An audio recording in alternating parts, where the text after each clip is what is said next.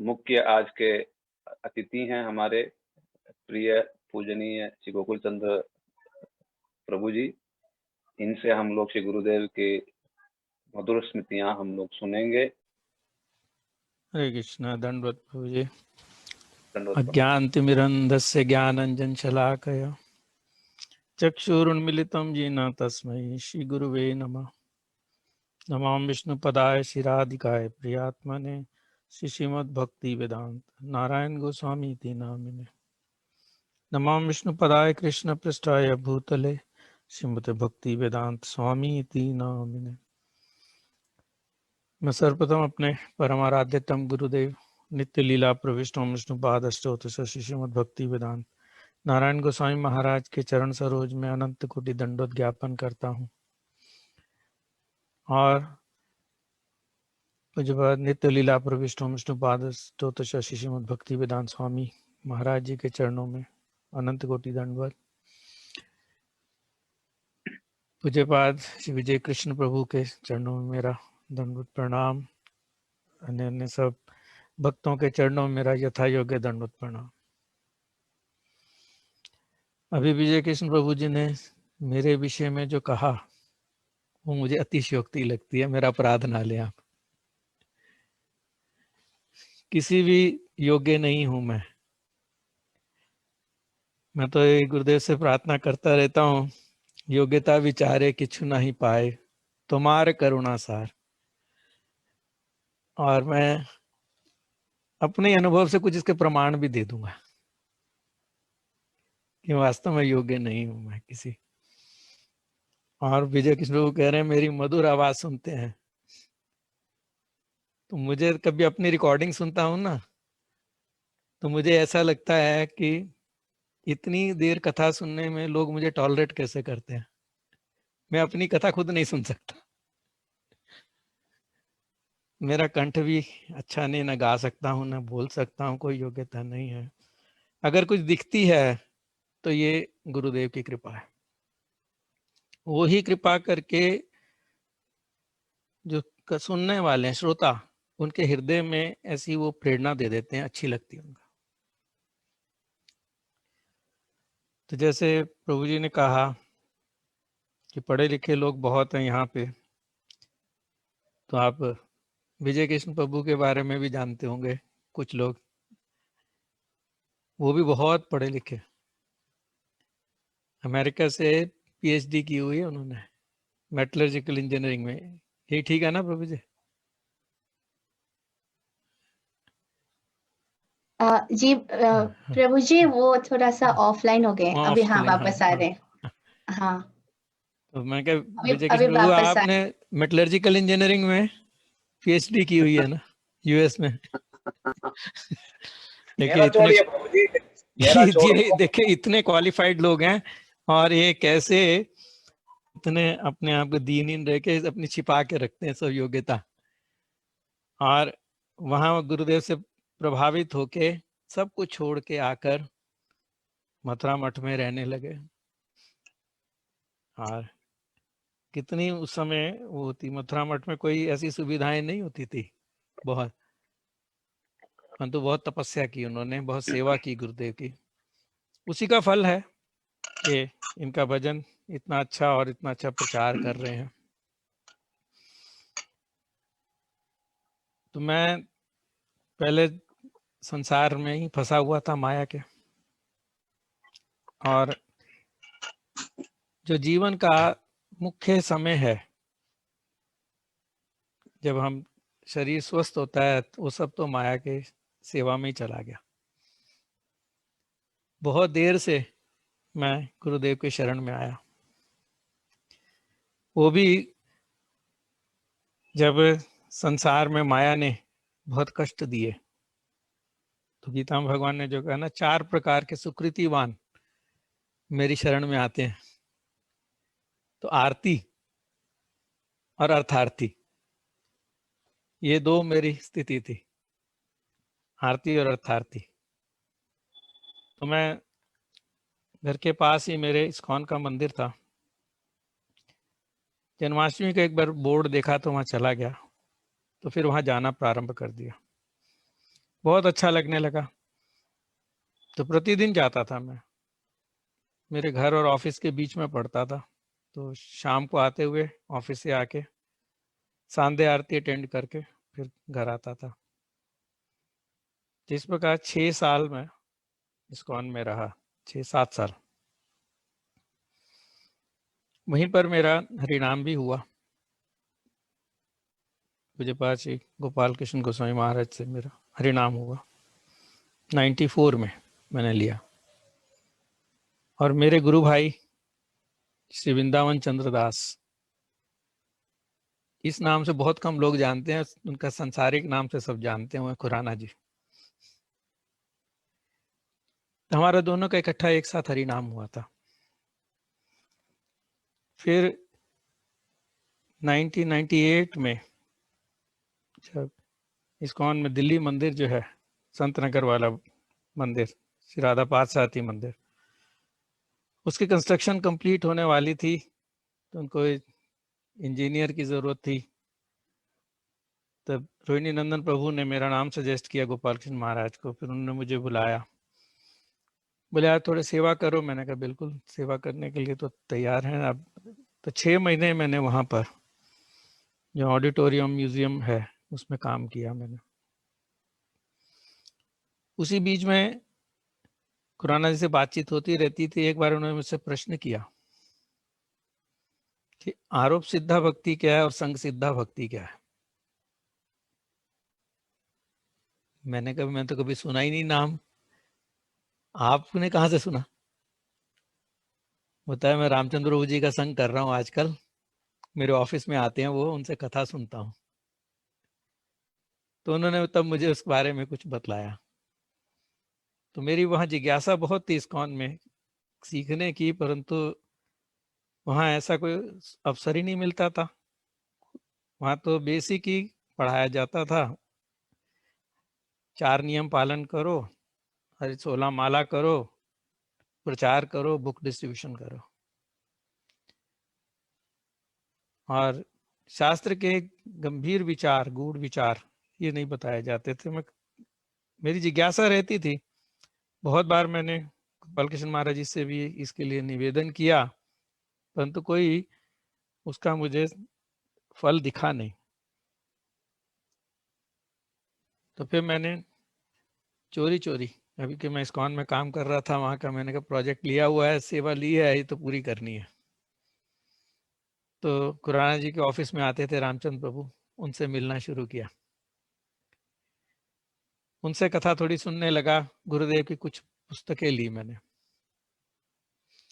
फिर रामनवमी तक मैंने जो है मंदिर में काम किया। तब उसका इनॉग्रेशन हुआ था 1998 में, 5 अप्रैल थी शायद। और तब से मैंने मन बना लिया कि अब जो है मैं गुरुदेव के शरण में जाऊंगा। तो इतने में गुरुदेव विदेश चले गए, तो मेरा उनसे दर्शन करना संभव नहीं हुआ उनके। पर मैं उनकी पुस्तक लेके पढ़ता रहा, कुछ बहुत अच्छी लगी ग्रंथ। फिर गुरुदेव वापस आए जुलाई में, पहले सोम जी के घर में गए, मैं और खुराना जी हम दोनों उनके दर्शन करने के लिए गए। काफ़ी भीड़ थी, हम लोग पीछे ही खड़े रहे कि इनके शिष्यों को पहले मिलने दो, जो उनके शिष्य जो आश्रित जन हैं। तो वहीं से दर्शन किए। उसके बाद फरीदाबाद में प्रोग्राम था गुरुदेव का, वो भी अटेंड किया। और फिर मैं अगस्त में एकादशी के दिन, जब गोपाल कृष्ण महाराज जी की व्यास पूजा होती है, उस दिन मैं मथुरा में आ गया गुरुदेव के पास। रामचंद्र प्रभु भी वहीं थे, उन्होंने मुझे गुरुदेव से मिलवाया। कहने लगे ये आपकी व्यास पूजा करने के लिए आए हैं। तो मैंने उनको प्रणाम करके गुरुदेव को कुछ भेंट दी। और मैं क्या गुरुदेव से प्रार्थना की, मैं आपके आश्रय में रहना चाहता हूँ। गुरुदेव बोले देखो अच्छे से विचार कर लो। मैंने कहा गुरुदेव बहुत विचार करके ही आया हूं आपके पास, तो आप मुझे निराश मत करें। गुरुदेव कहते देखो तुमको अगर भक्ति चाहिए तो मेरे पास में रहो, और तुमको पैसा चाहिए तो इस्कॉन में ही रहो। मैंने गुरुदेव से कहा गुरुदेव आप दोनों ही तो दे सकते हैं। उस समय थोड़ी सी धन की जरूरत भी थी, लालसा भी थी, तो गुरुदेव कुछ बोले नहीं। फिर उनका मैं संग करता रहा। हम लोग खुराना जी, मैं, रामचंद्र प्रभु हर दूसरे दिन मथुरा आ जाते थे दिल्ली से ट्रेन से। दोपहर की ट्रेन पकड़ते थे, मथुरा आते थे, 3-3:15 बजे पहुंचते थे, 3:30 बजे मठ में आते थे। वहां पर प्रेमानंद प्रभु हमको प्रसाद खिलाते थे, और फिर तीर्थ महाराज या वन महाराज जो भी मिलते थे उनसे हम कथा सुनते थे। शाम को गुरुदेव फिर 5 बजे दर्शन देते थे, तो गुरुदेव के पास जाके हम बैठते थे, नीचे आते थे, गुरुदेव हॉल में कथा करते थे, और हम 7 बजे जैसी कथा समाप्त होती थी उसी समय जल्दी से निकलकर स्टेशन पे पहुंच के ताज एक्सप्रेस लेके दिल्ली आ जाते थे। इस तरह से प्रारंभ में गुरुदेव का संग होता रहा। तो कार्तिक के बाद गुरुदेव ने कृपा करके जो है दीक्षा दी। तो खुराना जी ने भी मेरे साथ ही, हम दोनों ने इकट्ठे ली। हमारा हरिनाम भी एक साथ हुआ था, हमारी दीक्षा भी एक साथ हुई थी। तो दिल्ली में दीक्षा हुई थी हमारी, और उसके बाद से मैं गुरुदेव के पास जब भी समय होता था आता था, परंतु अपना साथ में मेरा काम भी चल रहा था।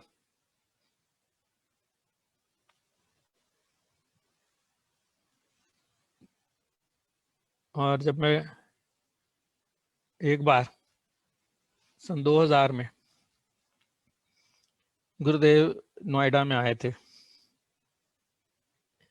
चलेरा गांव, तो उनके पूर्व आश्रम के उनके भतीजे वहां रहते थे, तो गुरुदेव वहां आए थे। फिर हमने गुरुदेव से प्रार्थना की, तो पास में ही था मेरा घर और वो गोपाल प्रभु वैद्य जी, उनसे अनुरोध किया तो गुरुदेव मेरे घर में आए। नवंबर की बात, कार्तिक के बाद की, और गुरुदेव आकर कहते हैं तू जन्माष्टमी पे नहीं आया। मैं बड़ा आश्चर्यचकित हो गया, मैं भी तो नया नया जुड़ा था गुरुदेव से, और जन्माष्टमी में इतने लोग आते हैं, भीड़ है, और गुरुदेव को ये स्मरण है कि मैं नहीं आया। मैं कहा गुरुदेव उस समय मैं बहुत बीमार था, मुझे 103-104 बुखार चल रहा था, तो आ नहीं पाया। गुरुदेव सर पे हाथ रखे बोलते हैं आगे से बीमार मत पड़ना। गुरुदेव आप आशीर्वाद करेंगे तो ऐसा ही होगा। तो उसके बाद ऐसा वो हर साल में जब सीजन चेंज होता था वैसे बुखार हो जाता था, परंतु तब से लेके जब तक गुरुदेव प्रकट लीला में थे या अभी भी लगभग वैसा कभी बुखार आता नहीं है। गुरुदेव छोटी छोटी बात हमारे स्मरण करते दिखते थे, और उनकी बहुत कृपा रही। उनके कहने से मैं थोड़ा बहुत प्रचार करना प्रारंभ किया। मयूर विहार में रहता था, नोएडा के बिल्कुल बॉर्डर पे। तो एक बार गुरुदेव आए, हमारी गुरु बहन शिखा दीदी, उनके घर में 2 दिन के लिए रुके थे। उनके घर के बाहर प्रोग्राम कर रहे थे गुरुदेव, कथा बोली उन्होंने, और उन्होंने भक्ति की, उत्तमा भक्ति की परिभाषा, अन्याभिलाषिता शून्यम ज्ञान कर्म आदि अनावृतम की व्याख्या की। और जब कर ली उसके बाद मुझे कहा खड़ा करके तुम भी कुछ बोलो। मैं कहा क्या बोलूं गुरुदेव? कह रहे जो मैंने कहा वही बोलो। मैंने सोचा गुरुदेव ने हिंदी में कहा बोला है, तो मैं गुरुदेव पूछा क्या आप अंग्रेजी में बोलूं? बोले नहीं हिंदी में ही बोलो। मेरी समझ में नहीं आई वो बात, फिर भी गुरुदेव की आज्ञा थी, जितना मुझे स्मरण था मैंने बोला। श्लोक के जो है उच्चारण में त्रुटि थी। अनुकूलन शब्द में अनुकूल बोल रहा था, अनुकूलन, तो रोक के मुझे बोला गुरुदेव ने अनुकूलन। अच्छा, उसके बाद गुरुदेव चले गए, तो मैंने जो थोड़ा बहुत प्रचार करने की कोशिश करता था, पहले अपनी बहुत तैयारी करता था, मैं ऐसे कथा बोलूंगा, लोगों को रिझाऊंगा, कथा बोल के उनको अच्छी लगेगी, ऐसे बोलूंगा, पर उसका प्रभाव नहीं होता था देखा। फिर मैंने गुरुदेव से जो कथा सुनी थी एक बार, वो कथा लोगों को सुनाई, वही जैसे गुरुदेव ने कहा था वैसे ही बोली। उसको मैंने देखा लोग बड़े ध्यान से सुन रहे हैं, उनको बड़ा आकर्षण हो रहा है। तो मेरी समझ में आई बात, गुरुदेव ने जो कहा था, मैंने जो कहा है वही बोलो। तो जो भी मुझसे सुना है, यानी ये श्रोत पंथा जो है हमारा परंपरा, हमारी जो भागवती परंपरा श्रवण के द्वारा जो है, वो उससे जो ग्रहण किया है वही बोलना चाहिए। ये उनका गूढ़ अर्थ था उस वाक्य का, गुरुदेव का। उसके बाद गुरुदेव के ग्रंथ हम देखते थे, बांटने की प्रयास करते थे, लोगों को देते थे, पत्रिका के भी मेंबर बना रहे थे, परंतु भाषा और उसका विषय भी कठिन है, इसलिए लोग कम पढ़ते थे, लेकर रख लेते थे। मैंने देखा, उनसे पूछो तो कहते हमारी समझ में नहीं आती है। तो गुरुदेव से मैंने एक बार निवेदन किया, मैं गुरुदेव, हमारी जो पत्रिका के मेंबर बनाते हैं लोग, ले लेते हैं, फिर दोबारा बनते नहीं है, रिन्यू नहीं करते काफी लोग, या लेकर रख लेते हैं। अगर इसकी कुछ भाषा सरल कर दें तो बहुत लोग जुड़ेंगे। तो गुरुदेव कहने, देखो, अगर कोई बद्रीनाथ में जाके वहां के पर्वतों का सौंदर्य का आस्वादन करना चाहता है, उस दृश्य का, तो उसको पहाड़ पे चढ़ना ही पड़ेगा, यहाँ बैठे बैठे संभव नहीं है। इसलिए उस पत्रिका में और ग्रंथों में हमारी जो गूढ़ बातें हैं उसको समझने के लिए अपने स्तर को उठाना पड़ेगा। तब हमने बात गुरुदेव की सुनी। फिर कहा, देखो गुरुदेव अगर आज्ञा दें तो छोटी छोटी पुस्तकें आपके प्रवचन से कुछ हम बना दें जो साधारण लोगों के लिए भी हो, बिल्कुल नए लोगों के लिए। पहले तो गुरुदेव मना किया, फिर उनसे पुनः पुनः निवेदन करने पे गुरुदेव बोले ठीक है। हमने कहा, आपकी एक बुक है एसेंस ऑफ भगवत गीता, उसका ट्रांसलेशन कर दूं हिंदी में? गुरुदेव मान गए, तो उसका अनुवाद करके गुरुदेव को दिया। गुरुदेव ने उसको पढ़ा और उसकी स्वीकृति दे दी छपवाने के लिए। बोले तुम इसको ले जाओ, अपने आप अपने छपवाओ और अपने आप ही बेचो इसको, बांटो इसको। तो वहां से मेरा ये प्रारंभ हुआ। फिर हमने एक विचार किया था कि मैंने श्री कृष्ण लीलाएं जो हैं क्रम से छोटे छोटे पुस्तकों के रूप में निकालेंगे। तो फिर गुरुदेव के ही प्रवचन से मैंने उठाई जन्म लीला और पूतना उद्धार लीला। तो गुरुदेव उस समय विदेश जा रहे थे, तो दिल्ली मठ में ही माधव महाराज जी मिले, उन्होंने मुझे बुलाया, तो उन्होंने मेरे नोट्स लिखवाए। उन्होंने कृष्ण जन्म के 10 कारण बतलाए। बोले ये है, गुरुदेव ने बताया, सिर्फ कारण संक्षेप में बता दिया कि कृष्ण और सुतपा की तपस्या के कारण द्रोणधारा की, शूर्पणखा का जो उद्धार किया, इस प्रकार से उन्होंने सारे प्रसंग मुझे लिखवा दिए। उसको मैंने पूरा बुक में विस्तार से लिख कर गुरुदेव को दिया। गुरुदेव ने भी उसकी भी स्वीकृति दे दी, ठीक है इसको छपवा दो। तो इस तरह से मेरा गुरुदेव की कृपा से ग्रंथ के कार्य में प्रवेश हुआ। यद्यपि मैं इस मेरे में कोई योग्यता नहीं है लिखने की। अपने जीवन में अगर आप मुझे कोई कहता एक ऐसे लिख दो, पत्र लिख दो, तो मेरे से लिखा नहीं जाता। ये गुरुदेव की कृपा से ही होता है, मेरे अंदर कोई योग्यता नहीं है। और जैसे मेरे अंदर में अभिमान था एक कि मैंने आईआईटी से डिग्री ली हुई है, इंजीनियर हूँ, और अपने फील्ड में जगत में लोग मेरा आदर करते हैं, तो गुरुदेव ने मेरे उस अभिमान को भी तोड़ दिया।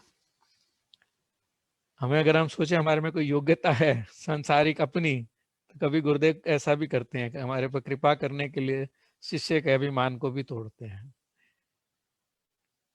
तो एक गिरधारी गौरिया मठ जब बना था गोवर्धन में, तो मैंने एक सेवा ले ली कि इसके अंदर साउंड सिस्टम मैं लगाऊंगा। तो मुझे बहुत साल का एक्सपीरियंस है, इलेक्ट्रॉनिक्स इंजीनियर हूँ, तो मैं लगाऊंगा। उसके लिए सामान भी मैं ही ले आऊंगा, लगा भी मैं दूंगा। तो मैंने ला के अपनी तरफ से अच्छे से अच्छी चीजें ला के लगा दिया। और कार्तिक परिक्रमा में जब प्रोग्राम चला 15 दिन, सभी की शिकायत आ रही है आवाज ठीक से नहीं आ रही। मैं कोशिश करता रहा, ठीक हुआ नहीं। उसके बाद गुरुदेव ने मुझे बुलाया कि देखो तुम्हें मुनि महाराज है ना, इनके साथ जाओ दिल्ली में, और वहां से मार्केट से जो ये सामान कहें वो लेकर आओ और फिर यहाँ लगाओ। अब मुनि महाराज तो इंजीनियर नहीं है, परंतु मैंने गुरुदेव की आज्ञा थी, मान ली बात, उनके साथ गया और उन्होंने जो जो सामान कहा सब खरीद के हम लेकर आए और आके फिर लगाया। तो अगली बार जब प्रोग्राम हुआ, सब कहने लगे बहुत अच्छी आवाज आ रही है। तो हम जो अभी अभिमान करते हैं कि हम अपनी विद्या है हमारे अंदर या हमारी बुद्धि बड़ी तीक्ष्ण है, ये सब जो है कोई भी कार्य नहीं करता है। जब सिर्फ भगवान की और गुरु की कृपा ही होती है जो योग्यता देते हैं। संसार में भी अगर कोई हमको मिलती है वो भी उनकी कृपा से ही होती है। ये बात गुरुदेव ने सिखाया। तो इस प्रकार ये देखा मैंने कि जो कार्य मुझे बिल्कुल नहीं आता है, लेखन कार्य जिसमें मैं जीरो हूं, वो गुरुदेव इतने अच्छे से करवा रहे हैं। और जिसमें मैं अपने आप को बहुत ही अच्छा एक्सपर्ट समझता था, उसमें गुरुदेव ने मुझे 0 नंबर दे दिया, जाओ तुम फेल हो। फिर हमने एक बार एक ग्रंथ का कार्य चल रहा था, थोड़ा थोड़ा करते शिव तत्व किया मैंने, उसका एडिटिंग करनी की मैंने हिंदी में ट्रांसलेशन करके। फिर जगन्नाथ रथ यात्रा का कार्य चल रहा था, इंग्लिश से हिंदी में ट्रांसलेट हो रही थी। और फरीदाबाद में मैं रहता था तब, हमारी ब्रजबाला दीदी और उनकी बेटी डॉक्टर प्रेममयी, ये दोनों कर रही थी। तो उन्होंने अनुवाद एज इट इज इंग्लिश का पूरा कर दिया था हिंदी में। फिर मैंने पढ़ा उसको और गुरुदेव से एक बार कहा, बात हुई, मैं गुरुदेव ये जो ग्रंथ है इसमें कोई भी जो है क्रम से घटनाएं नहीं है, धारा प्रवाहिक नहीं चल रही कथा, कभी आगे जाती है कभी पीछे जाती है, कभी कौन से विचार आ जाते हैं, तो पढ़ने में वो बीच में रुचि नहीं बनती, बाधा होती है। आपकी आज्ञा हो इसको मैं धारावाहिक बना दूं, आपके जो प्रवचन है आपकी बातें जो हैं उसी को ही उसको एडजस्ट कर दूं। और मैंने आपके कुछ बॉम्बे में अपने प्रोग्राम में बहुत अच्छी अच्छी कथा बोली थी और उसको भी इसमें मैं जोड़ दूं। बोले अगर प्रसंग से है तो जोड़ दो और इसको धारा प्रवाह बना दो। तो मैंने उसको लेकर 5-6 महीने लग गए उसको करने में। और गुरुदेव की परमिशन से मैंने कहा जो इसमें प्रसंग के अनुसार विषय हैं उन तो रखूंगा, और जो नहीं है उसको क्या करें, उसको क्या निकाल दें? बोले हाँ निकाल दो हमको। तो उस तरह से बना के जब उनको दिया और बुक छप के आई, तो गुरुदेव ने देखकर कहने लगे ये पहले से 100 गुना अच्छी है। इस तरह से मुझे उन्होंने प्रोत्साहन दिया। करते तो वही हैं, परंतु हमें श्रेय दे देते हैं, सही निमित्त बना दे के श्रेय दे देते हैं। उसके बाद फिर मैंने देखा चैतन्य चैतामृत हिंदी में नहीं है हमारा जो है बड़ा प्रमुख, सबसे प्रमुख ग्रंथ ही मान्य है चैतन्य चरितामृत, कोई हिंदी में नहीं है। और जीवीपी में उसका कार्य चल रहा था, तो मैंने गुरुदेव से आज्ञा लेके वो कार्य शुरू किया और 2 अध्याय करके गुरुदेव को दिखलाया मैंने। तब गिरधारी गौड़िया मठ में थे गुरुदेव और अपनी अस्वस्थ लीला भी कर रहे थे।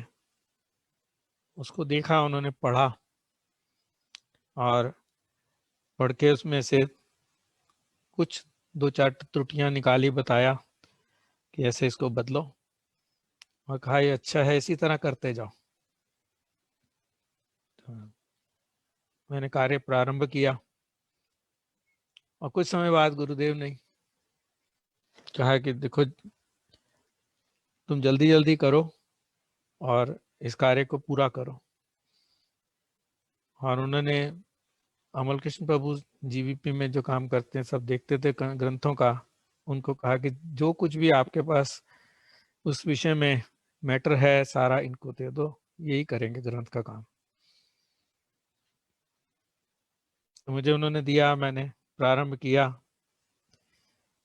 और सब्जेक्ट बड़ा कठिन है, बड़ा क्लिष्ट है, और उसमें प्रभुपाद जी की टीकाएं भी बड़ी कठिन है, भाषा भी क्लिष्ट है, उसको समझना ही बड़ा कठिन है। मुझे वैसे भी बांग्ला तो आती नहीं थी, थोड़ी थोड़ी सीखी थी, मेरी मातृभाषा भी नहीं है, पढ़ना तो काखा गा से सीख लिया था।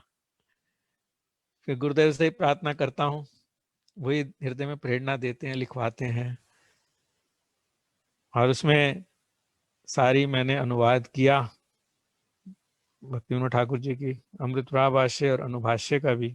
गुरुदेव ने पहले मना किया था, बोले वो मत करना, बहुत कठिन है, तुमसे होगा नहीं। मैंने कहा गुरुदेव अगर वो छोड़ देंगे तो ग्रंथ का हमारा सौंदर्य क्या रहेगा, विशेषता क्या रहेगी, और जगह से भी तो छपा है, फिर तो एक जैसा साधारण ग्रंथ हो जाएगा। तो मैं चाहता हूँ आपका ग्रंथ एक विशेष होना चाहिए। तो मैं कहा मैं तो करता नहीं, करने वाले तो आप ही हैं, आप जैसा कहेंगे मैं वैसे लिखूंगा, जो आप लिखवाएंगे मैं लिखता जाऊंगा, तो करना तो आप ही ने है। तो गुरुदेव ने फिर कहा ठीक है करो। और उसके बाद अमल कृष्ण प्रभु ने मुझे और भी पत्रिकाओं से लेख दिए, जो गौड़ीय पत्रिका आती थी प्रभुपाद जी के समय में, और भी ग्रंथ दिए जो गुरुदेव से उन्होंने डिस्कस किए थे, वो सारे मुझे दे दिए कि इनमें से देखकर इसकी व्याख्या जहां जहां और लगे तो इस विषयों को और भी अच्छे से समझ में आए, वो भी ऐड कर दें।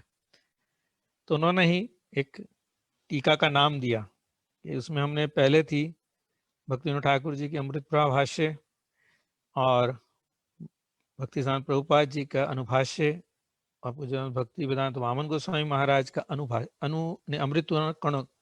अमृतानुकणा उनका था। तब अमल कृष्ण प्रभु ने मुझे एक नाम दिया, बोले कणा है ना, तो हम ऐसा कर देते हैं अमृतानुकणिका कर दो। तो उसमें जो भी एक्स्ट्रा ये टीका आएगी उस लेखों से और ग्रंथों से, और फिर मैंने कि गुरुदेव के जो प्रवचन है उनसे भी, उन सबको लेके एक ये टीका बनाई है अमृतानुकणिका। तो गुरुदेव की कृपा से मध्य लीला तक कंप्लीट हो गया, आदि और मध्य पूरा छप चुके हैं, और अंत्य लीला का कार्य भी कर रहा हूँ। बीच में स्वास्थ्य थोड़ा गड़बड़ हो गया, 6 महीने में बीमार रहा तो कुछ कर नहीं पाया, प्रयास कर रहा हूँ, वो भी लगभग पूरा होने को आया है। उसका समय पर थोड़ा सा लगता है, उसमें एडिटिंग करना, सारी प्रूफ रीडिंग करना, उसके चित्र आदि ऐड करना, तो 3-4 महीने में आशा करता हूँ गुरुदेव कृपा से ये कार्य हो जाएगा। तो वास्तव में मैं तो कोई लिखता नहीं, जैसे कविराज गोस्वामी ने भी लिखा है चैतन्य चैतामृत में, यही ग्रंथ लिखाए मोर मदन मोहन, हमार लिखन जेन शुक्र पठन, से ही लिखी मदन गोपाल मोरे जे लिखाए, कास्टेर पुतली जेन कुह के नचाए।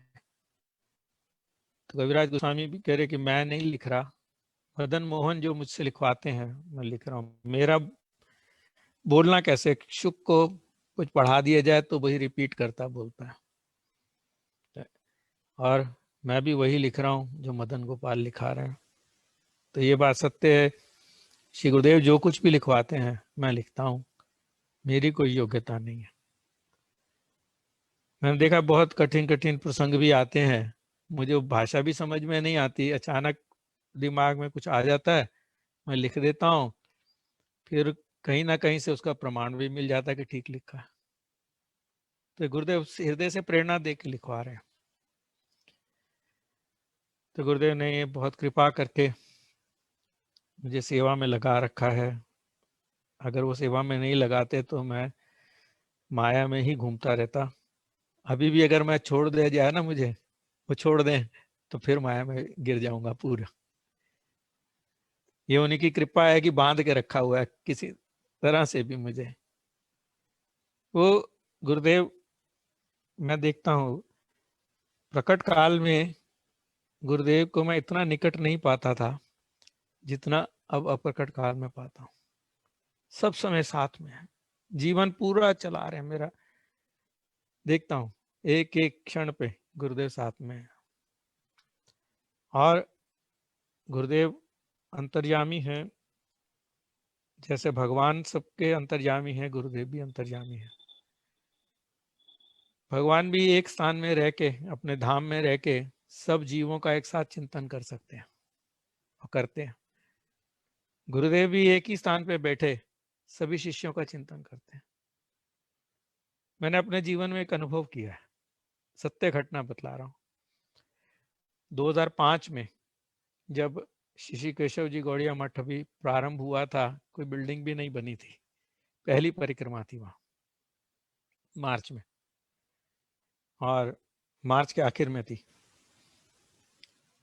मैंने कभी उस मठ को देखा ही नहीं, गया ही नहीं था नवदीप, तब तो मैं काम में बिजी रहता था अपने, और सिर्फ परिक्रमा चला जाता था, वो भी सुयोग ऐसे मिलता था कि जिस कंपनी का मैं कंसल्टेंट था उसकी फैक्ट्री कलकत्ता में थी, तो कलकत्ता मेरा आना जाना रहता था, तो मैं वहां से नवदीप आ जाया करता था। तो 2004 में तो परिक्रमा हुई नहीं, वहां पर गोवर्धन में हुई थी, 5 में वहां थी। तो मैंने टिकट करवा ली, राजधानी से टिकट करवाई थी, पर फिर सोचने लगा काम बहुत था। हम लोग का सरकारी काम होता था, मार्च के आखिर में बहुत प्रेशर होता था काम का, खत्म करना 31 मार्च तक। और फिर थोड़ा मेरा भी आलस से, बड़ी गर्मी होगी नवद्वीप में, परिक्रमा करने में बड़ा कष्ट होगा, तो मैंने सोचा इस साल नहीं जाता, चलो अगले साल जाऊंगा। ये विचार करके मैंने अपने रात को सो गया कि नहीं जा रहा। सुबह सुबह स्वप्न आया मुझे कि मैं टैक्सी करके कलकत्ता से एयरपोर्ट से नवद्वीप पहुंच गया हूँ।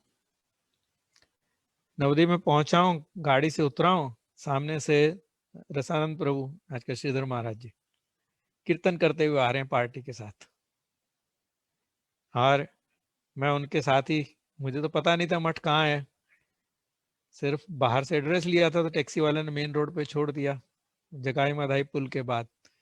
तो वो आ रहे थे सामने, में उतर के उनके साथ साथ चला गया। और जब मठ में पहुंचा तो देखा गुरुदेव बैठे हुए हैं जहाँ मंदिर बना था टेम्परेरी, और गेट से दाएं हाथ तरफ जहाँ भी आजकल AB ब्लॉक है हमारा, वहां पर गुरुदेव बैठे हुए हैं।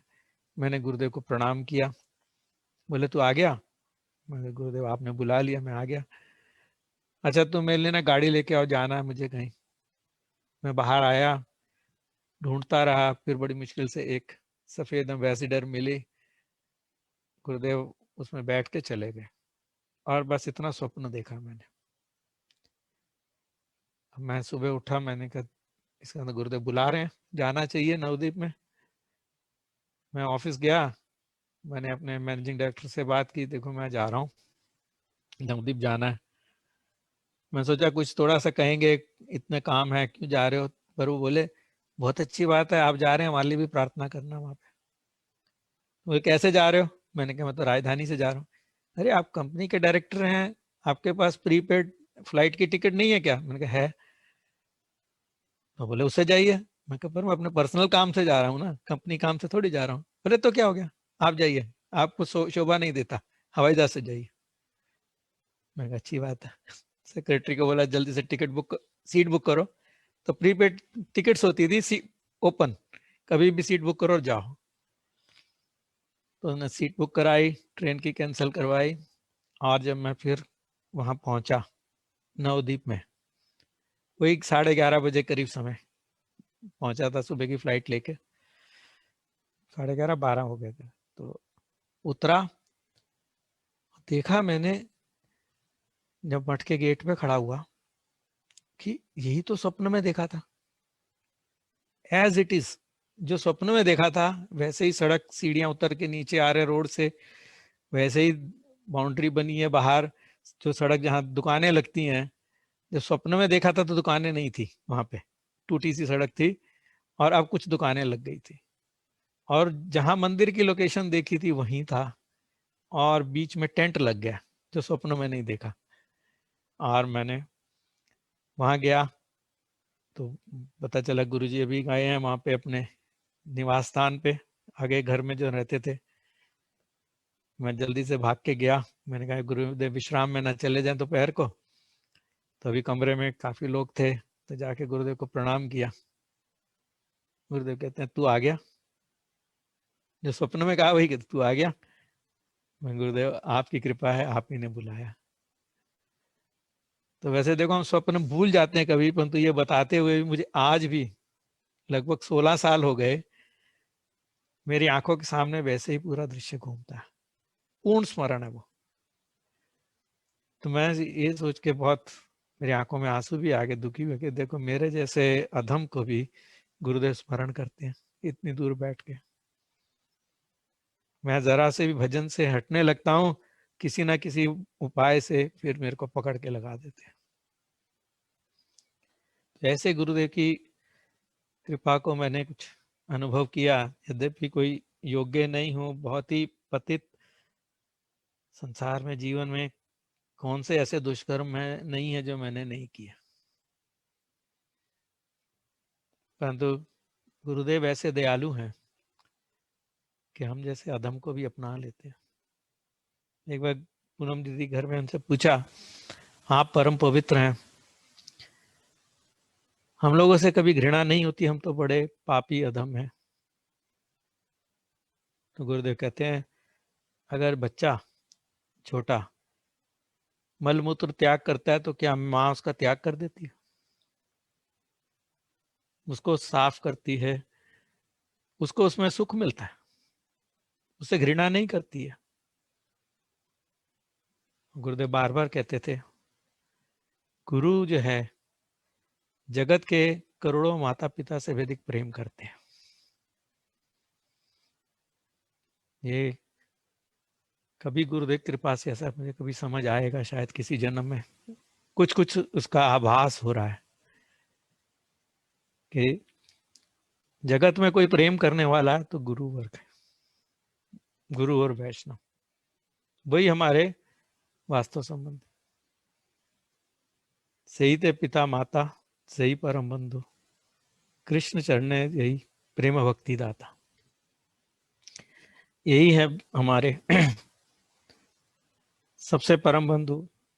सब जन्म में माता पिता मिलते हैं, गुरु कृष्ण नहीं मिले भजिया ही आए। तो ऐसे ही बड़े सौभाग्य से, कृष्ण कृपा से ऐसे हमको गुरुदेव मिल गए जो हमसे इतना प्रेम करते हैं। हम योग्य नहीं है, परंतु वो तो प्रेम के भंडार हैं। गुरुदेव कृष्ण की कृपा की साक्षात मूर्ति, घन मूर्ति है। मैं कभी कभी विचार करता हूँ इससे बड़ी कृपा कृष्ण कभी कर ही नहीं सकते, ये गुरुदेव हमको दे दिया, ये उनकी कृपा की पराकाष्ठा है। और एक छोटा सा प्रसंग याद आता मुझे। देखो, मैं तो नोएडा में रहता था, गुरुदेव आते थे, तब ये दिल्ली मठ नहीं था, तो गुरुदेव वहां जाते थे सोम जी के घर में, शालीबार बाग में रहा करते थे। तो मैं जाया करता था रोज, जब भी गुरुदेव वहां होते थे, शाम को ऑफिस से निकल के जल्दी और दर्शन करने जाता था। एक बार गए तो गुरुदेव का कमरे का दरवाजा बंद था। माधव महाराज बोले आज उनकी तबीयत ठीक नहीं है, बहुत तेज बुखार है, कोई गुरुदेव से मिलेगा नहीं और दर्शन नहीं देंगे गुरुदेव। हमने वहीं से प्रणाम किया, बड़ा दुख भी हुआ सुन के गुरुदेव का, तो स्वास्थ्य ठीक नहीं है। फिर बैठ गए हम ड्राइंग रूम में, 4-5 लोग गए थे, बैठे वहां, चलो आए हैं इतनी दूर, थोड़ी देर बैठ के आपस में ही चर्चा करेंगे कुछ। यहाँ गुरुदेव के निकट तो बैठे ही हैं, हम बाहर बैठे हैं, गुरुदेव कमरे में हैं, निकट तो है ही हैं। 10 मिनट बाद गुरुदेव कमरे का दरवाजा खुला और खुद ही गुरुदेव उठ के चल के ड्राइंग रूम में आ गए, बैठ के। हमने प्रणाम किया कि गुरुदेव आपका स्वास्थ्य ठीक नहीं, आप क्यों उठ के आए, आपको तो विश्राम करना चाहिए। तो गुरुदेव बैठे, कहते देख तू 40 किलोमीटर से मुझसे मिलने के लिए आ रहा है, तो क्या मैं तेरे लिए 40 कदम नहीं चल सकता? मेरा आंखों में आंसू आ गए सुन के। कहा मैं नाली का कीड़ा संसार का, कहा ये भगवान के नित्य पार्षद, और मेरे लिए ऐसे कष्ट उठा रहे, इतना मेरे से स्नेह करते हैं, प्रेम करते हैं।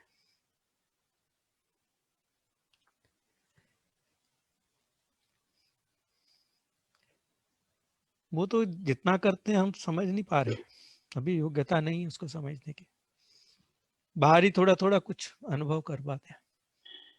वास्तव में उनका जो प्रेम है, जो वो वस्तु देने आए हैं, जिस दिन उसकी कीमत समझेंगे तब हमारा जीवन धन्य होगा। अभी तो हम ऐसे जो हमसे बाहर से प्रीति दिखा देते हैं, उसी से हम जो है मन से कुछ संतुष्ट हो जाते हैं, परंतु जो वास्तव में देने आए हैं उनकी कृपा से अवश्य ही होगी, किसी न किसी समय तो ग्रहण करेंगे, किसी ना किसी जन्म में। बहुत सारे अनर्थ है हमारे, इसलिए उनकी महिमा को समझ नहीं पा रहे अभी। फिर भी गुरुदेव कभी, हमको ये विश्वास है, कभी नहीं छोड़ेंगे, जन्मे जन्मे प्रभु से ही। तो जन्म जन्म के हमारे हैं, गुरुदेव कहते ही थे मेरा शिष्य कभी कहीं नरक भी चला जाएगा तो मैं उसको वहां से भी निकाल के लाऊंगा और उसको शुद्ध करके जो है राधा कृष्ण तक पहुंचाऊंगा, उनके चरणों में। एक बार गुरु पूर्णिमा के समय में जब गुरु पूजा होती थी, सब लोग कुछ ना कुछ भेंट लाते थे अपने हृदय के भावों के अनुसार। गुरुदेव बोले मुझे ये सब नहीं चाहिए जो तुम लाते हो। तो गुरुदेव आपको क्या चाहिए? कहने लगे अपना मन दे दो। गुरुदेव हमारा मन तो बड़ा गंदा है, सारी संसार की वासनाएं भरी पड़ी है उसमें, कुमन है हमारा, आपको तो अच्छी चीज देनी चाहिए, आपको ऐसी गंदी चीज कैसे दें हम? बोले मुझे वही चाहिए। क्या करेंगे? मैंने गुरुदेव उसका लेके, बोले मैं उसको अच्छे से साफ करूंगा, मांजूंगा, उसको सुमन बनाऊंगा और फिर राधा कृष्ण के चरणों में दूंगा। तो यही इसीलिए गुरुदेव आए हैं, हम लोग का जो कुमन है उसको सुमन बनाने के लिए।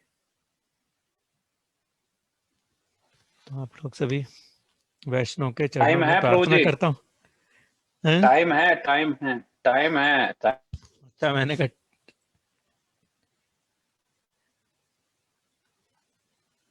गुरुदेव की मैंने देखा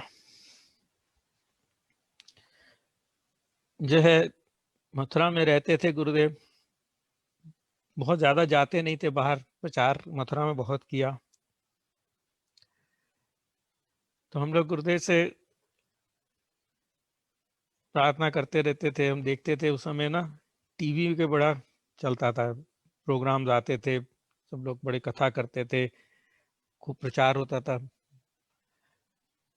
तो रागलेखा दीदी भी मुझे कहने लगी कि गुरुदेव की अगर हम वीडियोस बनाएं तो हम टीवी में दें तो कितने लोगों का कल्याण होगा। मैंने कहा बात तो आप ठीक कह रहे थे दीदी। हमने गुरुदेव से बोला, गुरुदेव ने कोई इंटरेस्ट नहीं दिखाया। फिर 2006 में जुलाई में गुरुदेव मनाली गए कुछ दिन रहने के लिए, वहाँ बीच में चले जाते थे ग्रंथों का काम करने के लिए, कि एकांत में रहते थे, क्योंकि मथुरा में रहेंगे तो बहुत लोग मिलने आते हैं, तो बीच बीच में गुरुदेव चले जाते थे। तो मैंने भी विचार किया, मैंने एक बड़ा सोनी का कैमरा खरीदा 50-60 हजार रुपए का, और गुरुदेव तो चले गए थे। 2 दिन बाद मैं और रामचंद्र प्रभु हम मनाली गए। रात को बस ली हमने कश्मीरी गेट से, वोल्वो बस में। तो वहां पे होती राधा दीदी का ही गेस्ट हाउस था एक पूरा, कटारिया जी जो है उनके, वहीं गुरुदेव ठहरे थे। तो एक कमरे में हम भी ठहरे। तो गुरुदेव से मैंने बोला, गुरुदेव अब तो यहाँ कोई भीड़ नहीं है, आप थोड़ा समय दो, हम प्रतिदिन आपकी 20 मिनट वीडियो बनाएंगे, 10-15 दिन बनाएंगे, 10-15 दिन हमारे पास रिकॉर्डिंग हो जाएगी, उसके बाद धीरे धीरे और हम करते रहेंगे, कभी कभी अवसर होगा तो बीच बीच में हम टीवी पे आपका प्रोग्राम देना चाहते हैं। क्योंकि टीवी पे तो सब तरह के लोग आ रहे हैं, कितने कितने मनोकल्पना वाले, मनोधर्मी वाले, सब अपना प्रचार कर रहे हैं, और लोग उसको लाखों लाखों लोग उनके पीछे चल रहे हैं। तो महाप्रभु की वाणी का, शुद्ध भक्ति का प्रचार अगर आप करेंगे तो जगत का कितना कल्याण होगा। गुरुदेव बोले मेरे पास समय नहीं है अभी। अच्छा, 1 दिन 2 दिन हो गए, 3 दिन हो गए, हम रोज देखते थे, गुरुदेव कह रहे मैं व्यस्त हूँ। एक दिन अचानक बुलाया, तू कह रहा था रिकॉर्डिंग करनी है, कहाँ है तेरा कैमरा, ला। मैं अभी तो तैयारी तो कुछ की नहीं, चलो एक सैंपल करते हैं। तो गुरुदेव बेड पे ही बैठे थे, उन्हीं का कंबल पीछे एक टांग दिया दीवार पे, आगे गुरुदेव बैठे। तो गुरुदेव ने कुछ कागज निकाले, मैंने कहा, और देखा कि जो बोलना था उन्होंने पहले लिख रखा था। ऐसा नहीं कि तेरी बात है चल मैं कर दूंगा। गुरुदेव हमारी बात को सुन के कुछ ना कुछ उसके ऊपर गंभीरता से विचार करते थे, और उन्होंने लिखा था। अब उनके सामने कैमरा रखा, रिकॉर्डिंग शुरू की, 20 मिनट हो गए। मैंने कहा गुरुदेव 20 मिनट हो गए, मैंने कहा आपको दिखाऊं कैसा टीवी पे दिखेगा। बोले दिखाओ। तो एक टीवी वहां रखा था, उठा के लाए, कैमरा को उससे जोड़ा और गुरुदेव को दिखाया, ऐसे आप टीवी पे दिखेंगे।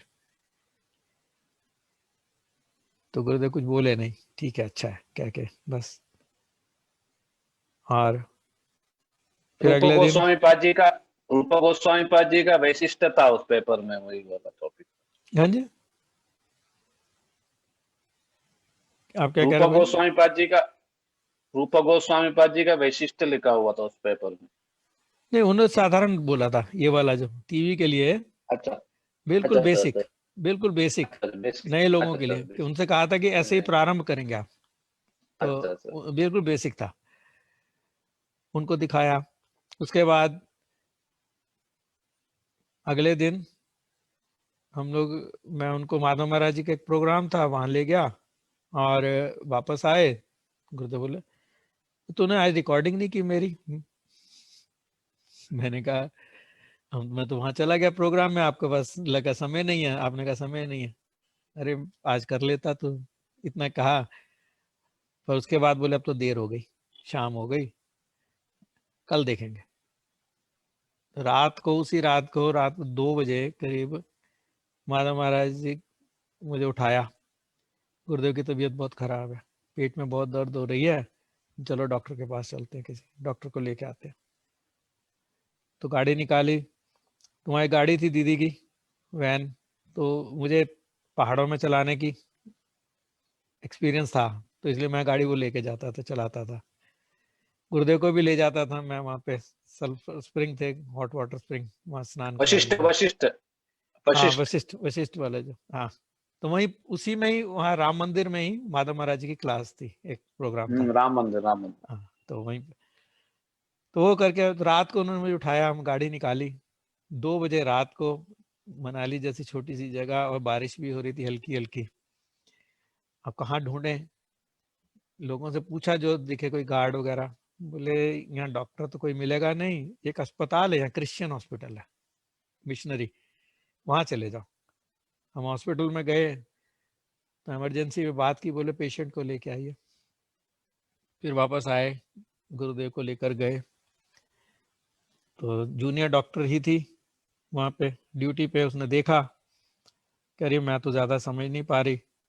माधव महाराज बात करने लगे, तो उसको ऐसा लगा माधव महाराज जिस तरह से बात कर रहे थे कि वो कह रही आप डॉक्टर हो तो आप क्यों नहीं देख रहे खुद।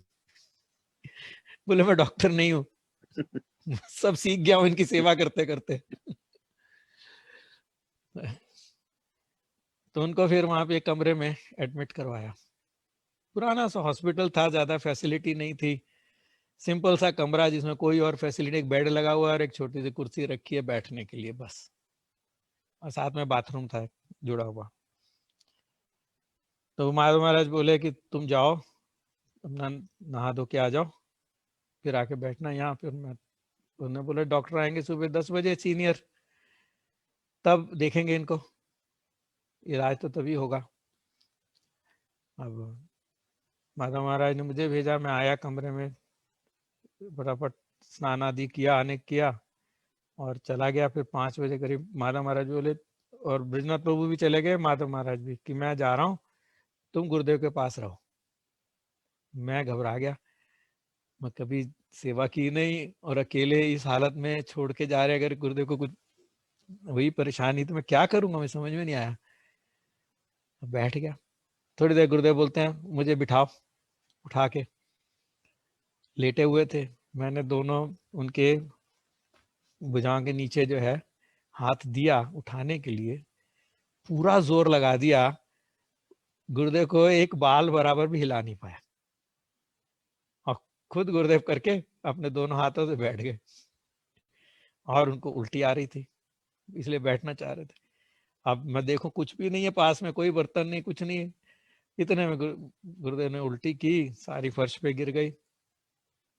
अब मैं देखा, एक बार 2 बार की, तो पानी लाके गुरुदेव का मुख साफ किया, और फिर बाहर गया ढूंढ के, तो एक पोछा मिल गया, पोछा लेके आया, बाल्टी बाथरूम से पानी ले लेके वो साफ किया सारा। उसके बाद थोड़ी देर माधव महाराज आ गए,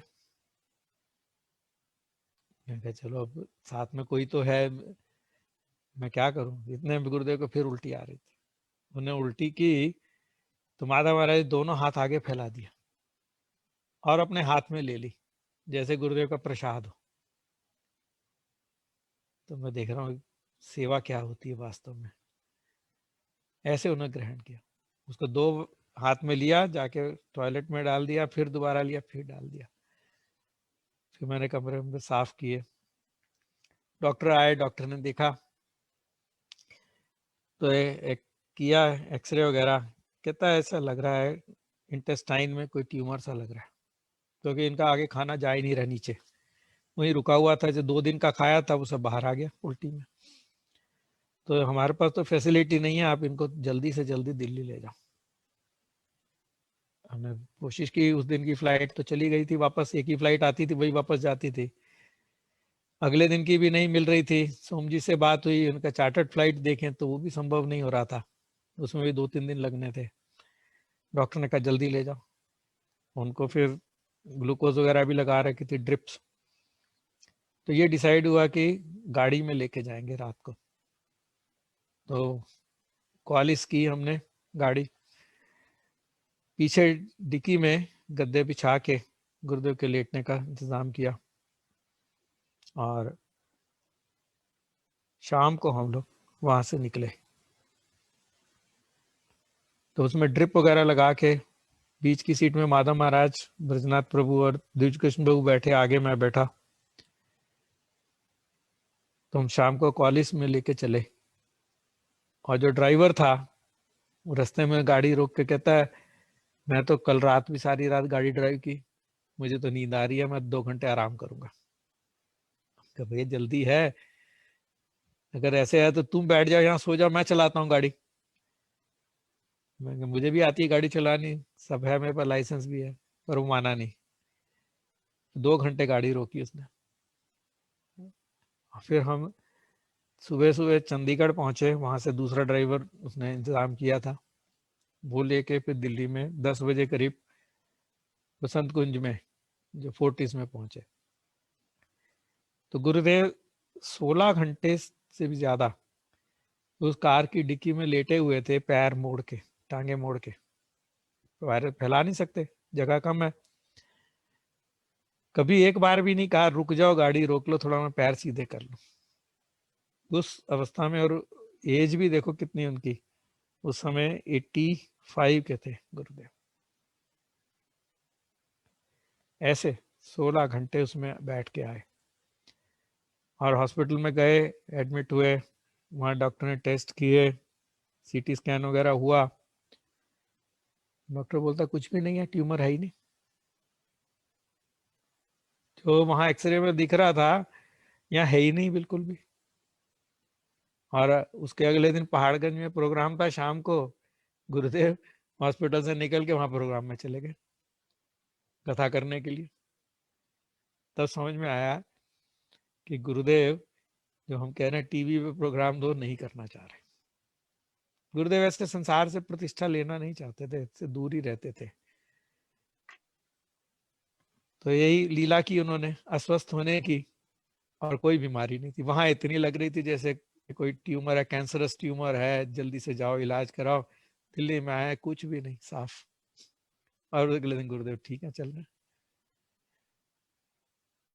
तो हमने फिर उसके बाद उनसे कहना बंद कर दिया, वो प्रयास बंद कर दिया कि गुरुदेव की इच्छा नहीं है ऐसी है।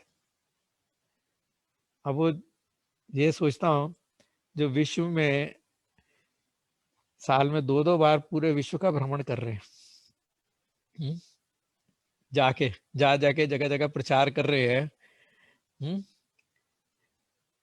वो इस तरह के माध्यम को क्यों छोड़ रहे हैं, ये समझ में नहीं आया, कि जिससे बहुत प्रचार हो सकता है। ये तो वही जाने गुरुदेव की क्या इच्छा है, क्या उनकी मनो, क्या इसमें ठीक समझते हैं। जो कर रहे हैं वही ठीक होगा, हम लोग अपनी साधारण बुद्धि से नहीं समझ सकते ये बातें हमारे। तो इसी तरह देखा मैंने गुरुदेव का भी, कोई भी कैसी भी सेवा करता है, गुरुदेव उसको बहुत महत्व देते हैं, बड़ा आदर देते हैं। एक बार एक प्रोग्राम था वहां पर पहाड़गंज में, जब राजनाथ सिंह और सुषमा स्वराज भी आए थे, बुलाया था, तो उन्होंने बड़ा अच्छा इनविटेशन कार्ड छपवाया था रोहिणी नंदन प्रभु ने, करोल बाग। तो वही पहाड़गंज के भक्त लेकर आए थे मथुरा में गुरुदेव के पास। तो गुरुदेव उसको पढ़ रहे थे, तो देखा मैंने वो एक एक उसको ध्यान से पढ़ रहे हैं। माता महाराज जितने में कुछ बात कर रहे हैं उनसे, ये काम है वो काम है, चलो इसको रखो। तो गुरुदेव ने डांट दिया, अभी रुको। उन्होंने पहले से लेके बीच के और अंत तक पूरा पढ़ा उसको, कि ये लोग मेरे लिए प्रोग्राम कर रहे हैं, उसके लिए कितनी मेहनत कर रहे हैं, और कितने आदर से, प्रीति से इन्होंने इस कार्ड को छपवाया है, तो उसको मुझे पढ़ना चाहिए। क्योंकि गुरुदेव कहाँ गुरुदेव हैं, इतने बड़े नित्य पार्षद भगवान के, हम कहाँ अधम जीव हैं। परंतु फिर भी वो हमारे छोटी से छोटी सेवा को भी बहुत बड़ा करके लेते हैं। इसलिए देखा मैंने, उन्होंने पूरा पढ़ा उसको, केवल मुख्य मुख्य मैटर देख के भी नहीं छोड़ दिया, सारे पेज अच्छे से ध्यान से पढ़े उन्होंने।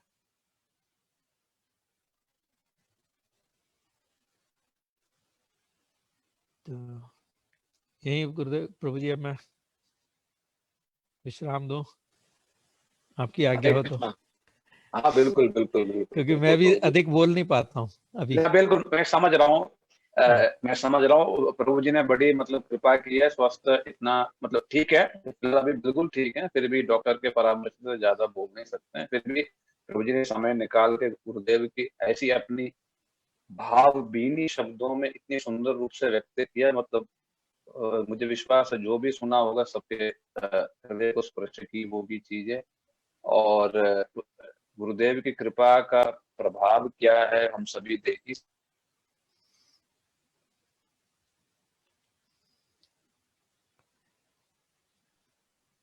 हरे कृष्णा। हाँ हरे कृष्णा। वो थोड़ा सा प्रॉब्लम था 2G हाँ, बीच में कनेक्शन से बार बार जा रहा।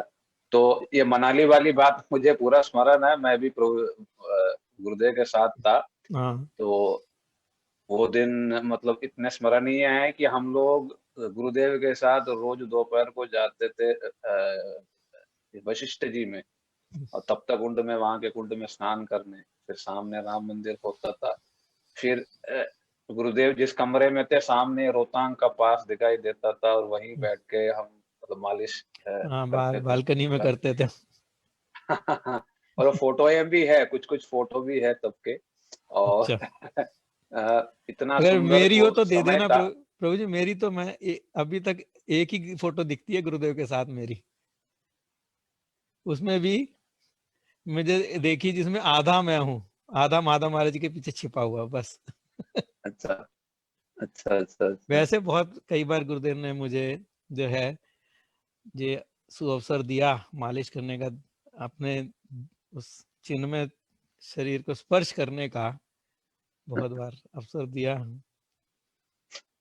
वो मनाली में प्रभु जी पूरा समय थे, मतलब वो अस्वस्थ लीला यदि नहीं होता तो मुझे लगता पूरा 3 हफ्ता हम मनाली में ही होते सारे। और एक बार वो प्रिंटर लाना था, प्रिंटर लाने के लिए आप, मैं और रामचंद्र प्रभु जी कुल्लू तक जाके आए थे, लेकर आए थे। व्यास नदी के तट में थोड़ी देर खड़े रहे, चीजें सब है ना। गुरुदेव के साथ वही है, पुरानी पुरानी बहुत सुंदर सुंदर चीजें। आपकी वो रिकॉर्डिंग वाली बात बिल्कुल है। और गुरुदेव का क्या भाव था ये तो हम समझ नहीं सकते हैं, फिर भी उनकी कृपा से थोड़ा सा मतलब थोड़ा सा अंदाजा लगा सकते हैं। वो ये है कि जो शिक्षा वो देना चाह रहे हैं वो ना जनसाधारण लोग नहीं समझ सकते हैं, उसके लिए कुछ विशेष सुकृति चाहिए। तो ये भी एक मुख्य कारण हो सकता है कि वो जनसाधारण में नहीं जाना चाहते हैं। हाँ, जो विशेष सुकृति मान लो कि इस्कॉन का संस्कार है लगभग जिनका, और भी इस्कॉन के बिना भी कोई विरले कोई रैर जीव है जिसका पहले संस्कार है, वैसे लोगों को वो गुरुदेव की बातें समझ आ सकता है। नए लोगों को वो बातें मतलब वो नहीं समझ आ सकता क्योंकि संस्कार विहीन है। तो ये एक मुख्य कारण हो सकता है कि टीवी में और इन चीजों में नहीं आना चाहते थे। आपको ये स्मरण होगा 2004 में ये प्रेम प्रयोजन प्रभु जी और भक्तिसार महाराज ये सब लोगों ने भी बड़ा संस्कार टीवी से आस्था से भी प्लान करके वो पूरा पुरुषोत्तम जो महीने को उन्होंने रिकॉर्डिंग किया, सब कुछ किया, किंतु हुआ ही नहीं, कुछ भी नहीं हुआ। फिर बाद में भी 2010 के बाद में भी जो एक और प्रभु जी है, एक उन्होंने भी डीडी में दूरदर्शन में ये ब्रजमंडल परिक्रमा को देने का बड़ा उन्होंने भी प्रयास किया, वीडियो संग्रह किया, बहुत कुछ हुआ, नहीं चला, थोड़ी देर चला, फिर बाद में नहीं चल पाया चीजें सब। ये मतलब ये एक्चुअली क्या है कि जो जिस लेवल के हैं वो जनसाधारण लोग नहीं समझ सकते हैं, तो इस वजह से वो नहीं आते हैं।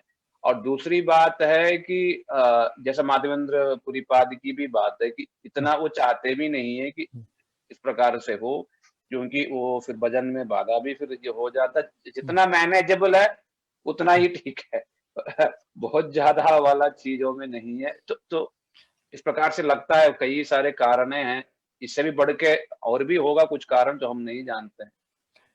ये तो बहुत ही सुंदर, आपसे बहुत कुछ सुनने को मिला। तो जी आपकी और इसी बात से मुझे एक प्रसंग याद आ गया, अगर समय हो 2 मिनट बोलिए का। बोलिए बोलिए बोलिए अच्छा बोलिए बोलिए। सॉरी। जब इस्कॉन में शुरू शुरू में आया था, 1 साल बाद इच्छा हो रही थी कि भाई मैं भी हरि नाम ले लूं यहाँ पर। तो देखता था सभी वहाँ के जो सन्यासी थे उनको देखा करता था, संग करता था, कोशिश करता था उनको कि किससे लूं, विचार करता रहता था। तो जब 92 में वहाँ पे नई जगह अभी जो संत नगर मंदिर है वहाँ टेम्परेरी हॉल बना था और विग्रह जो है वो ग्रेटर कैलाश में जहाँ पहले मंदिर था वहाँ से इधर शिफ्ट किए थे उन्होंने। 92 में प्रोग्राम था वो, तब गुरुदेव भी आए थे वहाँ पर 92 में। और अभी मैं नया नया तब ढूंढ रहा था भाई किससे दीक्षा लूं, हरि नाम लूं, ये विचार था मेरा।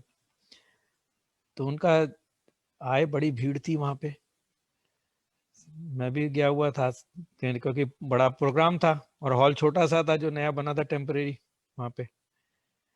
और गुरुदेव आए, उनका नाम भी मैंने सुना था कि मथुरा में है नारायण महाराज जी, बड़े ऊंचे श्रेणी के भक्त हैं। तो मैंने बड़े उत्सुकता थी मेरी, क्या बोलते हैं सुनूं। तो महाराज जी ने माइक लिया, बोलना शुरू किया गुरुदेव ने, देखो हम लोग हिंदू अपनी संस्कृति भूल गए हैं, इसलिए मुसलमान लोग हमारे मंदिर तोड़ देते हैं, सब विग्रह की पूजा नहीं होती है, पुजारी भी ठीक से पूजा नहीं करते, भगवान रुष्ट होकर चले जाते हैं, हमको सब एक होके अपने धर्म को फिर से स्थापित करना है। इस तरह की बातें गुरुदेव बोले और कुछ नहीं बोला। मुझे लगा कुछ उस समय कि इतने ऊंचे भक्त हैं, हमें कोई भक्ति की कुछ बातें कहते, ठाकुर जी कुछ महिमा कहते, कोई लीला कहते, कुछ बोला नहीं है, तो जैसे कोई नेता होता है ना वैसे आके बोल रहे हैं। तो मन में उतनी श्रद्धा बनी नहीं उनके प्रति।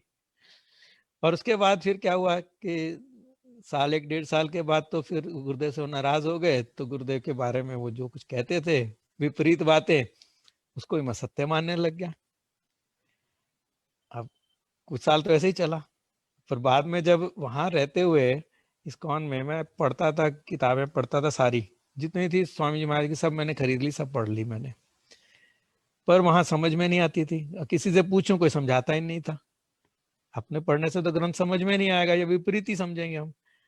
तो हम बहुत बार कहता था कि आप कोई ऐसा भी क्लास शुरू करो जो थोड़े समय लोग आ गए हैं, पुराने हो गए, उनके लिए भी कुछ समझाने की करो, हायर लेवल की भागवत आदि की क्लासेस करो। कोई नहीं सुनता था। तो मेरा मन हो गया कि यहाँ से चलो। फिर गुरुदेव के जब सब महिमा सुनी और बताया, जैसे मैंने खुराना जी ने बताया, तो फिर रामचंद्र प्रभु के संग से फिर आया मैं। तो एक बार मैंने गुरुदेव को बरसाना परिक्रमा में, तब वो मोदी भवन में ठहरती थी परिक्रमा, तब हमारा गोवर्धन मठ नहीं बना था, वहाँ मोदी भवन में रहते थे शुरू शुरू में। और इधर भी एक मोदी भवन था बरसाना में, वहाँ ठहरते थे। तो शाम को एक बार हम बैठे हुए थे 4 बजे करीब, गुरुदेव कमरे से आए और उसको प्रणाम किया, गुरुदेव की परिक्रमा की। फिर मैं गुरुदेव से कहा, मैं गुरुदेव 6 साल पहले आपने मेरे से छल किया था थोड़ा सा, तो मैं आपसे मिल ही नहीं पाया, 6 साल पीछे रह गया। अगर आप उस समय कुछ अच्छी सी कथा करते तो मैं तभी आ जाता आपके पास, तो आपने तो मेरे 6 साल पीछे कर दिया। कुछ बोले नहीं गुरुदेव। और मैं भी समझा, मैंने कहा समझ गया, मैं उस समय योग्य नहीं था, गुरुदेव की बातों को समझने योग्य नहीं था, इसलिए गुरुदेव ने ऐसी लीला की कि मैं उस समय आया ही नहीं। हो सकता है मैं आता तो शायद छोड़ के भी चला जाता। तो इसलिए कहा तुम वहां रहो, 6 साल इस्कॉन में रहो, तुम्हारा आधार बन जाएगा, फिर यहाँ की महिमा को समझ लोगे। ऐसा मुझे लगा है। हाँ बिल्कुल बिल्कुल ठीक बात है। ये तो मतलब विभिन्न भक्तों के लिए विभिन्न बातें हैं। और दूसरा भी ये भी मतलब कई बार मतलब देखता हूँ कि गुरुदेव नहीं चाहते थे जैसा, मतलब दूसरों जैसे है ना, आसाराम बापू जैसे दूसरे लोग, मतलब लाखों की भीड़ है, वो कभी नहीं चाहते थे, लाखों वाला भीड़ वो कभी नहीं चाहते थे। हाँ, वो जैसे जो भागवतम में कहा गया है कि यज्ञ संकीर्तन पराये यजंती सुमेधसा, हाँ, वो सुमेधस योग्य सुयोग्य लोग मिले काफी था, उससे ज्यादा भीड़ भाड़ वो चाहते नहीं थे, क्योंकि मतलब वो न तो योग्य है न समझ सकते हैं। सबसे बड़ी बात ये था कि गुरुदेव पहले मथुरा में समझाते थे कि ज्यादा लोगों को मत बताओ, नहीं तो मुझे बैठने नहीं देंगे, वो कहेंगे ये दो वो दो, शादी कराओ, ये कराओ वो कराओ, चैन से फिर बैठने देंगे नहीं उसके बाद। तो ये सब मतलब भावनाएं रही होंगी, तभी उन्होंने नहीं किया, नहीं तो करने को क्या है, वो तो है ना, सब कुछ हो सकता था। और सब लोगों ने प्रयास भी किया, ये देखो सब लोगों ने, आपने, प्रेमी को, सब लोगों ने प्रयास भी किया, नहीं हो पाया, जो उनकी इच्छा ही नहीं थी, कहाँ से फिर हो जाएगा सारी चीज। उन्हीं की इच्छा बलवान है।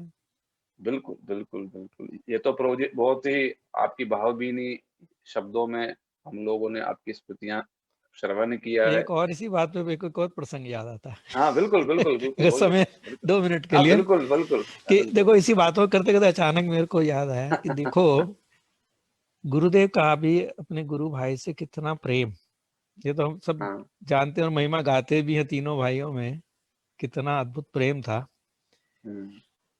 तो ये एक तो देखो, त्रिविक्रम महाराज जी की समाधि जब तक नहीं बनी थी, गुरुदेव की समाधि में बड़े विघ्न आ रहे थे बनने में, और जब त्रिविक्रम महाराज की समाधि बन गई तो सब रास्ते खुलते चले गए और गुरुदेव की समाधि भी तैयार हो गई। और फिर मैं गया था रामचंद्र प्रभु के साथ, कुछ लोगों को लेकर हम जनवरी में गए थे नवदीप। कुछ लोग कहते हैं मार्च में नहीं जा पाते, तो हम कहा चलो ठीक है, हम जनवरी में चलेंगे, जब बच्चों की छुट्टियां होती है स्कूल की तब चलेंगे। तो वहां गए थे, तब गुरुदेव का विग्रह बनना था, कार्य चल रहा था। कलकत्ता में एक आर्टिस्ट है, तो वो बना रहे थे। 3 साल हो गए थे बनाते, बन नहीं रहे थे विग्रह, और एक वहीं नवदीप में भी बना रहे थे।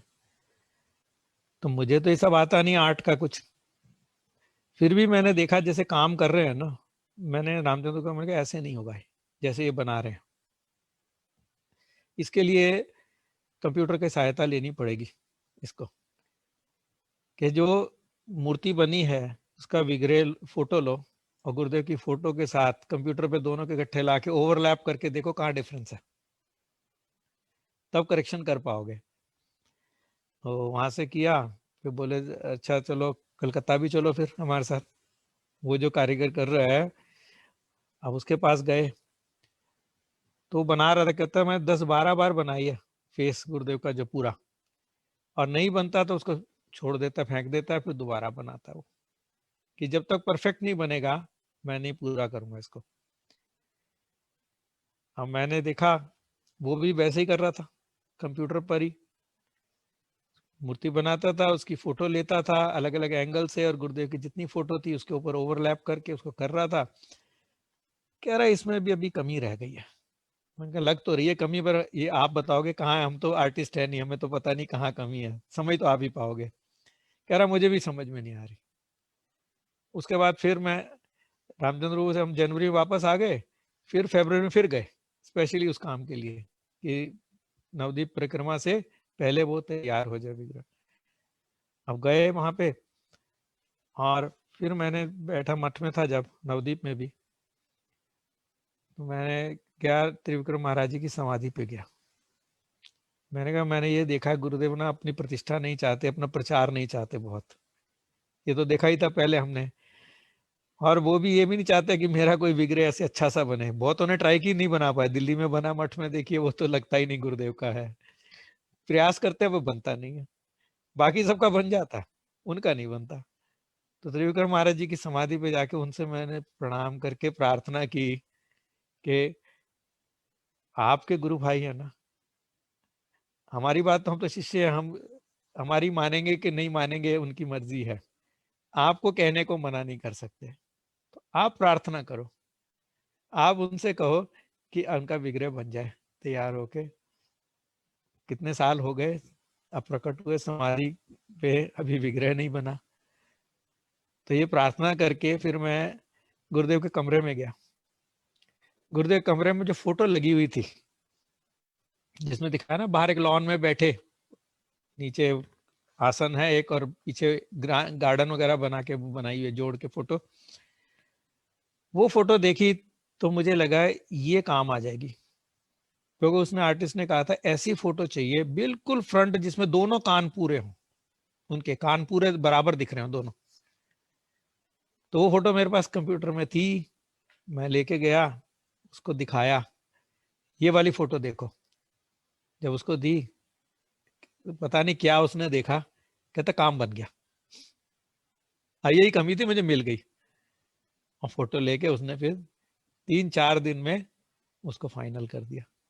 उसके बाद उसका खैर उसने मोल्ड बनाया, मोल्डिंग करके फिर नवद्वीप परिक्रमा में जब आए तब वहां गया मैं, तो गुरुदेव भी सब व्यवस्था करते जा रहे थे।